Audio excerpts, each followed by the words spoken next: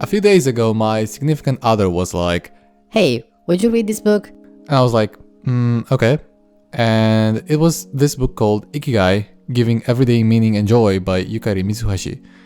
Ikigai is a Japanese concept related to the meaning of one's life. It literally means a reason for being. And Ikigai supposedly needs 4 things. It needs to be something you are good at, something that you love, something that you can be paid for, and something that also benefits other people. The last of which I believe are theoretically the same thing, assuming you aren't a corporate manager or otherwise an arrogant and exploitative little shit. Now, of course, I wanted to know what my Ikigai is, and it came somewhat quickly to me actually. The fact that I love having genuine, productive and meaningful conversations with others. But also the fact that I like to transform and improve ideas. So I think I have at least 2 Ikigai. I am very grateful for myself really, and well, for my parents too, for supporting me, and for the fact that I somewhat intuitively decided when I was in high school to pursue psychology and respectively psychotherapy.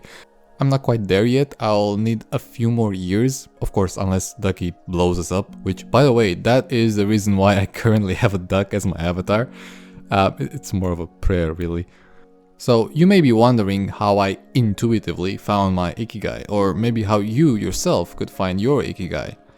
It's pretty simple. Let's say you love to make resin jewelries. You also like to grow plants, and you use said plants to add to your resin jewelry. It's beautiful, but you don't know how to monetize it. You don't even want to monetize it maybe. But making DIY jewelry could be your Ikigai. You can advertise yourself, you can record yourself and the process, you can tell the world how it feels to do resin jewelry and maybe even the story of the materials you use. You can open yourself up for commissions and check with yourself and with your potential customers where to set the price at, Find a middle ground that allows you to make even a small profit.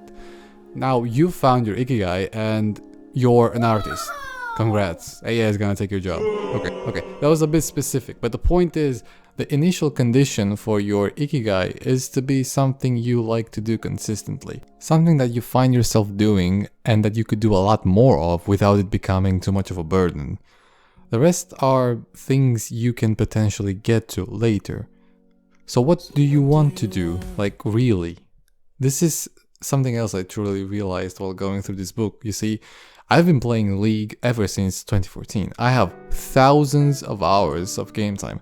But since high school, I kinda started to play less, and that was good. I was busy studying, working out, picking up good habits and all that good stuff. But COVID happened, and it threw me off. I got lost, I got lonely, I realized that whenever I have some negative emotion that would imply not being validated, I'd be more prone to hop onto League again, and that would temporarily set things right until it wouldn't. And instead of processing whatever issue I was dealing with, I just resorted to doing this, which only makes things worse. I realized all this because I started thinking again of, why do I do all the things I do? Why do I even play this again? Oh, I see. So now I want you to think about motivation like it's toothpaste, yes? And the easier and more immediate the reward of an activity is, the more force you're using on the toothpaste. So imagine that you just woke up or you had a meal or something and you want to brush your teeth. You can squeeze as much toothpaste as there is in the tube, and there's always a lot more in the morning. The only problem is you can only use so much toothpaste before it falls off the toothbrush. So in the morning, after or before breakfast, let's say, when you hop onto League or Twitter or YouTube, what is happening is you squeeze out like half the toothpaste at once because it's easy and immediately rewarding, so you're innocently getting to use a bear grip on this cute little paste tube. So much so that the only way you could use it at all anymore is to pick up like bits of it off the sink, right? It's a mess. And it's just one instance of brushing your teeth, right? You still want to eat and brush your teeth like twice more that day. What are you gonna do? You're gonna wait until there's more toothpaste, right? And the cycle goes on because you don't know how to regulate this. Until a deadline comes up real close and you resort to just squeezing the paste straight into your mouth. This kind of analogy is something that Dr. K with Healthy Gamer also uses when talking about this topic. He uses a lemon squeezing analogy. I think mine is better, but whatever. And now I know you'd want to ask me, but dude, how do I get better at this? And I could give you like a sexual analogy, but I don't think we're at that point in the relationship yet. So instead I'm gonna get straight to the point. If you want to or have to use social media or play video games or whatever, you need to put it last, like it's dessert. You don't eat it before the main course, and you don't eat too much of it either. And what that means for you is different from what it means for me, so I can't tell you the optimal ratio of dessert per main course. It kind of depends on how many things you want to achieve too, like how extreme you want to go.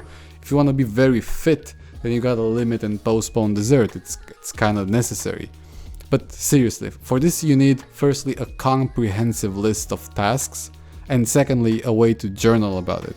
I have a personal system, for example, where I use Todoist and Google Calendar for planning and scheduling, and this app called Dailyo where I monitor my mood and the things that happen every day that affect it. If you'd want to know more about this topic, feel free to ask me questions down in the comments and I'll make sure to work on the videos that address them.